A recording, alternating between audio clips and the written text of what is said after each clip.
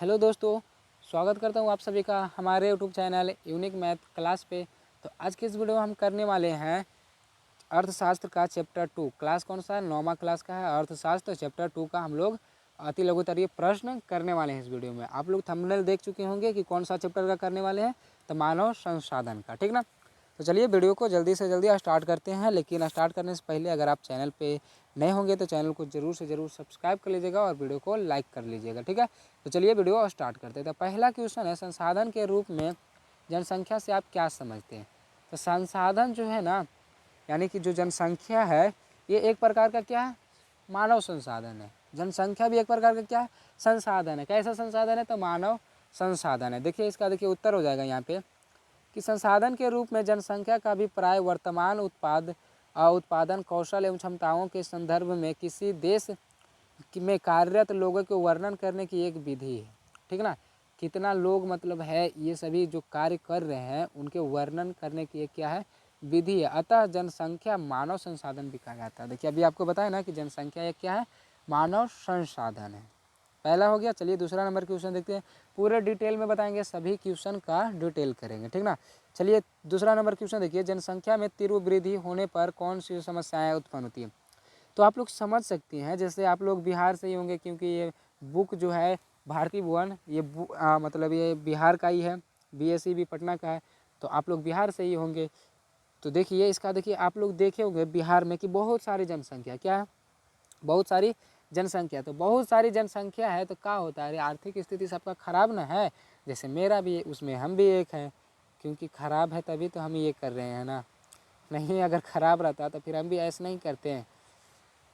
चलिए तो देखिए इसका उत्तर हो जाएगा इसका उत्तर हो जाएगा आर्थिक विकास की समस्या है, ठीक ना। तो जनसंख्या में तीव्र वृद्धि होने पर कौन सी समस्याएं उत्पन्न होती है? आर्थिक विकास की समस्या। क्योंकि बहुत सारा, अगर मान के चलिए एक परिवार में अगर 10-10 बच्चा या 6-6 बच्चा अगर ऐसे ऐसे हो गया तो सबको पढ़ा लिखा पाएगा? सबको कपड़ा लत्ता ये सब दे पाएगा? नहीं ना। एक वो कमाने वाला रहेगा, 10 वो खाने वाला रहेगा, तो कहाँ से होगा? तीसरा नंबर क्वेश्चन देखिए कि बिहार की जनसंख्या का आकार कैसा है? अभी बताया ना आपको कि बिहार में बहुत सारे जनसंख्या, बिहार में बहुत ज़्यादा ही जनसंख्या, तो इसका उत्तर क्या हो जाएगा? बहुत विशाल, बहुत विशाल। अगला नंबर क्वेश्चन देखिए कि जनसंख्या के घनत्व से आप क्या समझते हैं?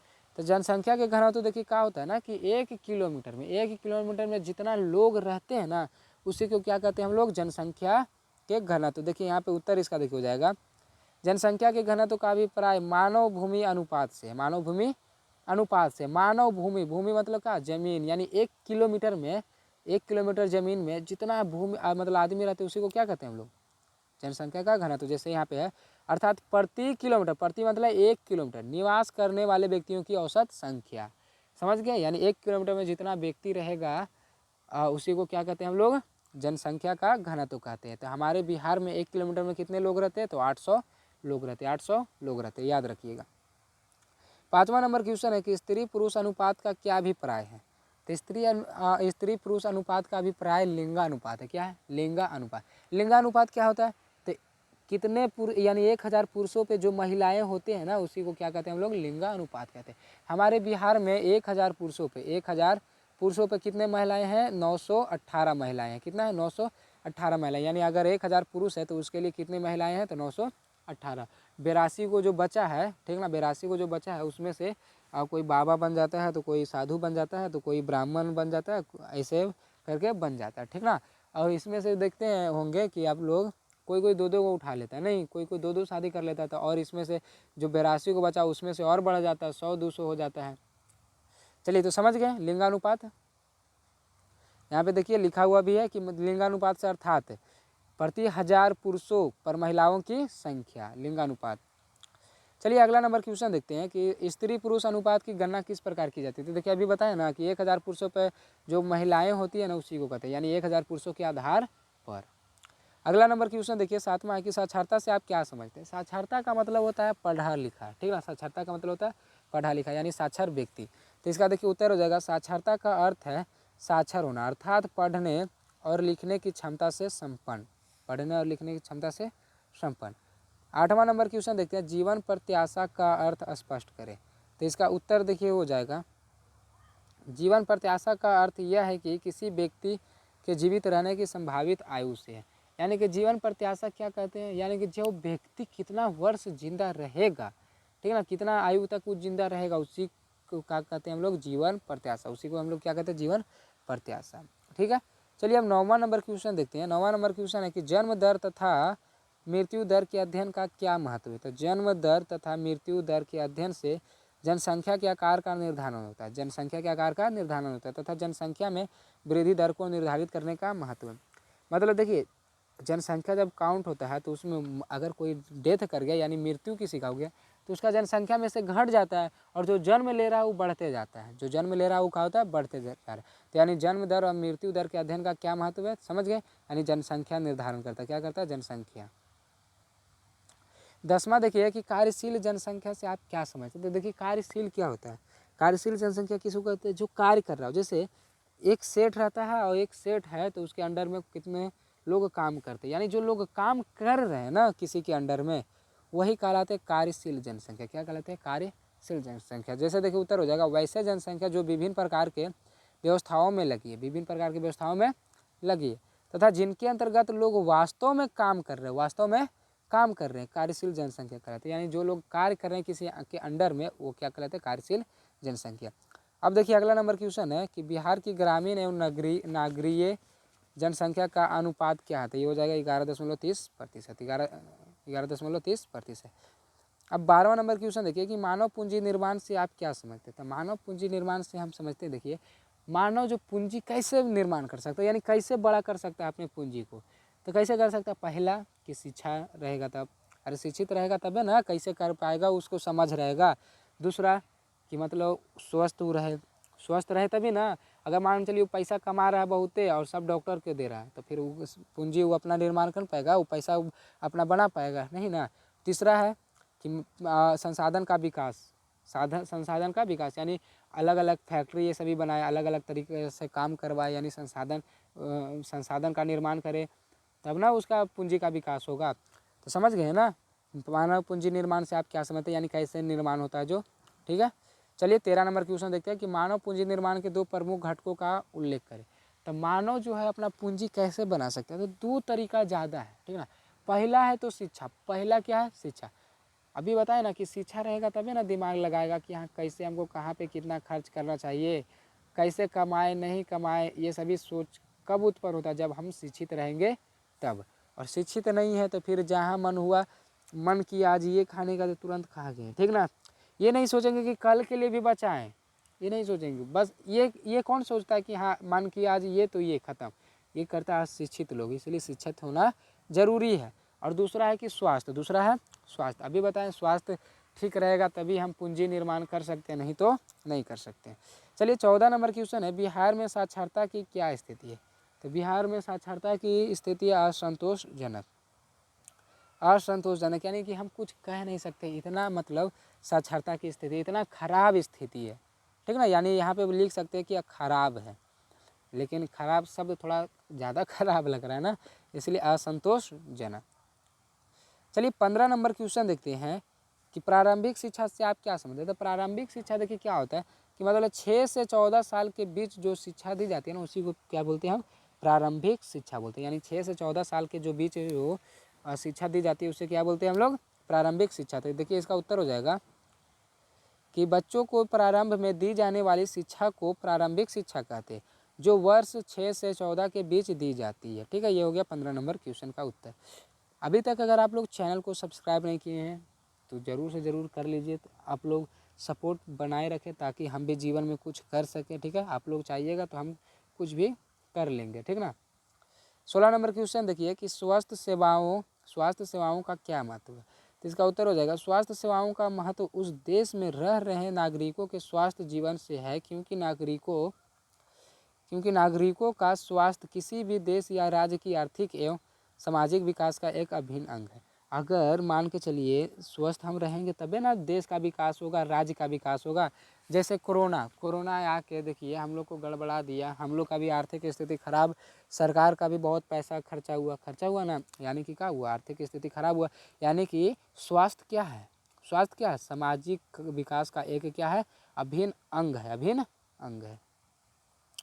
17 नंबर देखिए कि आवास से आप क्या समझते हैं, आवास से आप क्या समझते? तो देखिए आवास क्या होता है ना कि जो मतलब जहाँ पे हम जन्म लिए हैं, मेरा पालन पोषण हुआ है और जहाँ का जलवायु अच्छा हो, ठीक ना, ये सभी जब अगर हो तो उसको क्या कहते हैं? आवास कहते हैं। इतना ही नहीं, इसके साथ साथ क्या होता है कि वहाँ का मतलब वातावरण क्या हो, बहुत अच्छा हो, ठीक ना, पड़ोस हो, ठीक ना, ये सभी हो, सभी कुछ ज़रूरी है। अच्छा सा जल हो, मतलब पीने लायक जल हो, स्वच्छ वायु हो, ये सभी तब हम लोग उसको क्या कहते हैं? आवास कहते हैं। जैसे इसका देखिए उत्तर देखिए हो जाएगा कि जलवायु की विभिन्नताओं से सुरक्षा प्रदान करने के साथ ही समाज के भावी नागरिकों के जन्म और पालन पोषण की व्यवस्था जिस जगह होती है, आवास कहलाता है। देखिए कितना अच्छा लिख के लाए हैं आप लोग के लिए।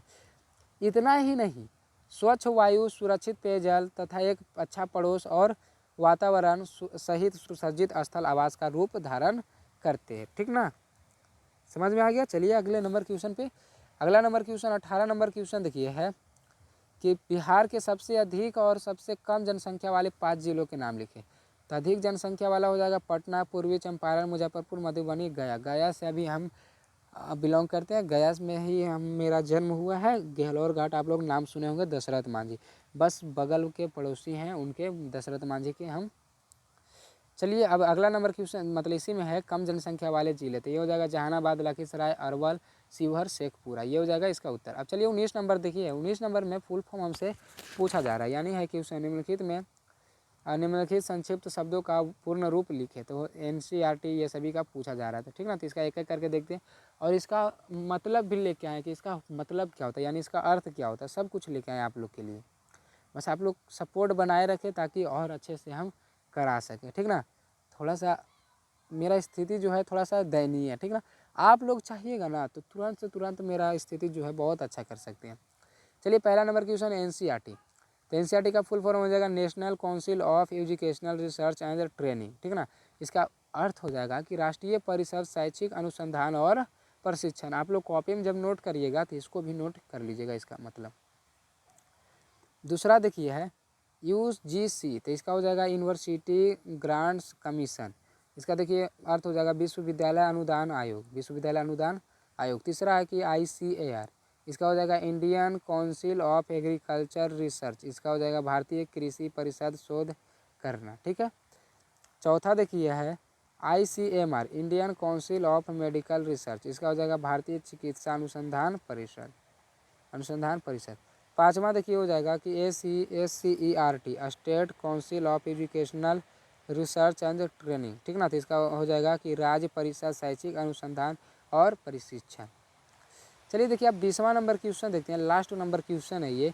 बिहार देश का सबसे कम साक्षर राज्य है। बिहार जो है ना देश का सबसे कम साक्षर है, क्यों? इसके 2 प्रमुख कारण लिखे। तो इसके 2 प्रमुख कारण बहुत अच्छा है। देखिए क्या है ना कि जैसे बिहार जो है सबसे मतलब बिहार में जो नामांकन यानी प्रारंभिक जो नामांकन होता है वो 52% ही होता है। लेकिन अगर इसके मतलब तुलना में अगर दूसरे राज्य में देखें जैसे दिल्ली, महाराष्ट्र और गुजरात, छत्तीसगढ़, ये सभी में देखिए, अगर उत्तर प्रदेश, ये सभी में अगर आप लोग देखिए तो जो नामांकन होता है प्रारंभिक शिक्षा का जो नामांकन होता है लगभग 77% होता है। और बिहार में कितना है? 52%, यानी 25% कम है नामांकन, ठीक ना। और सभी राज्य से बिहार में, तो कैसे साक्षर होगा? साक्षर होगा बोलिए ना, नहीं ना। और दूसरा कारण देखिए ये है कि क्या होता है हाई स्कूल तक पहुँचते पहुँचते कितना लोग लड़का जो होता है ना स्टूडेंट जो होता है क्या होता है छोड़ देता है पढ़ाई, लड़का हो लड़की हो। हमारे बिहार में तो देखिए ना बहुत ही कम एज में 10वां दिया शादी हो गया। मेरे ये गाँव में देखिए इस बार कई को हो रहा है, 10वां दिया 10वां भी नहीं देने देता है कि मतलब शादी हो गया। कैसे बिहार शिक्षित होगा, कैसे शिक्षित होगा, ठीक ना। तो इसका समझ गए ना उत्तर। देखिए हो जाएगा बिहार देश का सबसे कम साक्षर राज्य है। इसके प्रमुख कारण निम्नलिखित है। अन्य राज्यों की तुलना में बिहार में प्राथमिक नामांकन की दर बहुत कम है। देश में औसत नामांकन जहाँ 77% है वहीं बिहार में कितना है? 52%। दूसरा हो जाएगा उच्च प्राथमिक विद्यालय पहुँचते पहुँचते बहुत से बच्चे स्कूल का त्याग कर देते हैं, ठीक ना। तो ये था इसका उत्तर। आशा करते हैं कि आप लोग को बहुत ही अच्छे से समझ में आया होगा, ठीक ना। तो इसके पीछे हम मेहनत किए हैं तब आप लोग को इतना अच्छा से हम प्रोवाइड किए हैं ये क्वेश्चन का आंसर और समझाएं भी है, ठीक ना। तो मेहनत करते हैं तब इतना अच्छा से हम भी कर पाते हैं। तो आप लोग भी थोड़ा सा सपोर्ट बनाए रखिए। बस आप लोग चैनल को क्या करिए, सब्सक्राइब कर दीजिए, वीडियो को लाइक कर दीजिए, कमेंट कर दीजिए, शेयर कर दीजिए। बस ये सभी करने में आप लोग को एक पैसा भी खर्चा नहीं होगा, लेकिन हाँ मेरा खर्चा होता है। जैसे ये वीडियो अपलोड करेंगे ना तो मेरा 20 से 25 रुपया खर्चा होगा। कैसे खर्चा होगा? इसका डाटा में खर्चा होगा ना। तो अब देखिए ये डाल रहे हैं तो जो मेरा जा रहा है इसमें पैसा, वो आएगा कि नहीं आएगा वो आप पे डिपेंड करता है। तो आशा करते हैं आप लोग लॉस ना होने दीजिएगा और हमको भी अच्छा मुकाम पे पहुंचा दीजिएगा आप लोग जल्द से जल्द। ठीक है, तो चलिए मिलते हैं अगले वीडियो में, तब तक के लिए जय हिंद, जय भारत।